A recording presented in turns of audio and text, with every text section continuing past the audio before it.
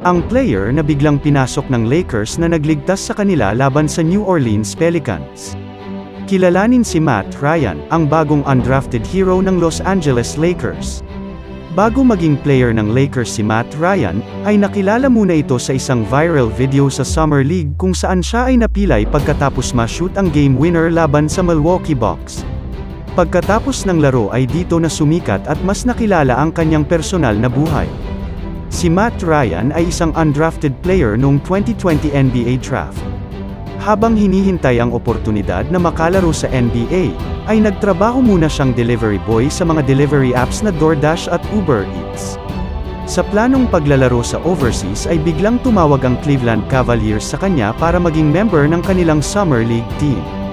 Galing sa Cleveland ay umabot pa ito sa Denver at naging player pa ng Team USA bago maging player ng Boston Celtics. Ang dating player na delivery boy lang dati ay ngayon binigyan ng tiwala ni LeBron James para kunin ang pinaka-importanteng tira sa laro ng Lakers na kinakailangan nila mapanalo. Sa kanyang pinakita na walang takot sa mga mabigat na moments, madadagdag kaya si Matt Ryan sa rotation ng Los Angeles Lakers ngayon season.